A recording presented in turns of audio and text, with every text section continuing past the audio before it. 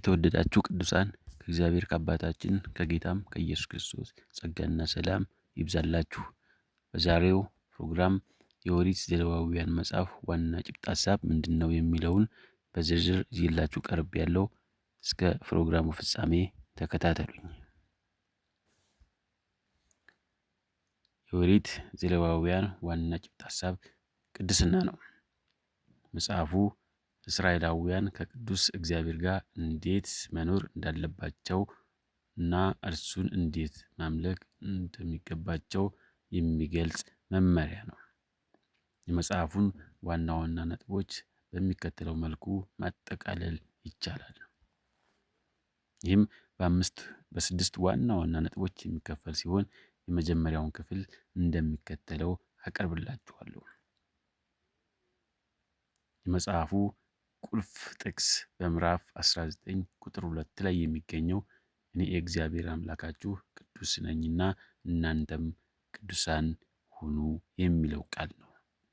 እግዚአብሔር ፍጹም ንጽሕና ከኃጢአት የተለየ ስለሆነ ሕዝቡም ከእርሱ ጋር ኅብረት ለማድረግ መቀደስ ነበረባቸው። በሁለተኛው ክፍል የመስዋዕት ስርየት ነው። ኃጢአተኛው ሰው ወደ ቅዱሱ እግዚአብሔር ለመቅረብ የኃጢአት ስርየት ያስፈልገዋል።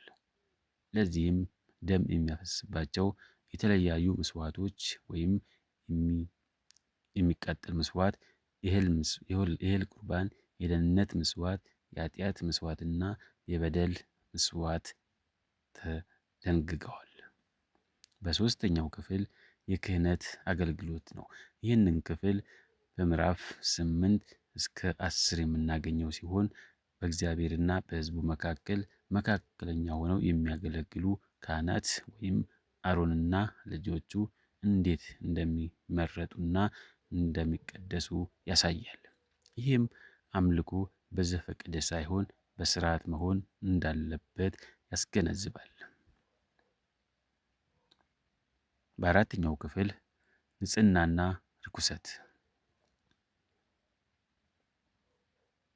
በምዕራፍ 11 እስከ 15 የምናገኘው ሲሆን ይህን ክፍል ስለ ምግብ፣ ስለ በሽታ ወይም ለምጽ እና ስለ ተለያዩ የሰውነት ፈሳሾች ሕግጋትን ይዟል። ዓላማው እስራኤላውያን በዕለት ተዕለት ሕይወታቸው ንጹሕ የሆነውን ርኩስ የሆነውን እንዲለዩ ማስተማር ነው። በአምስተኛው ክፍል የስርየት ቀን ነው። በምዕራፍ 16 የሚገኝ ሲሆን ይሄ በዓመት አንድ ጊዜ ሊቀ ካህናቱ ወደ ቅድስተ ቅዱሳን በመግባት ስለ ራሱና ስለ ሕዝቡ ኃጢአት ደም የሚያቀርብበትን ቀን ነው። ይህ የመጽሐፉ ማዕከላዊ ክፍል ሲሆን ኃጢአት ሙሉ በሙሉ የሚወገድበትን ስርዓት ያሳያል። በስድስተኛውና በመጨረሻው ክፍል ላይ የምናገኘው ተግባራዊ ቅድስና ይባላል። ይህንን በምዕራፍ 17 እስከ 27 የምናገኘው ሲሆን ቅድስና በቤተ መቅደስ ብቻ የሚወሰን ሳይሆን በስነ ምግባር፣ በማህበራዊ ግንኙነት፣ በፍትህና በበላይነት አከባበር ጭምር መገለጥ እንዳለበት ያዘዛል። ባጭሩ ኦሪት ዘሌዋውያን ቅዱስ አምላክ በኃጢአተኛ ሕዝብ መካከል እንዴት ይኖራል ለሚለው ጥያቄ መልስ የሚሰጥና ሕዝቡን ለአምልኮ የሚያዘጋጅ መጽሐፍ ነው።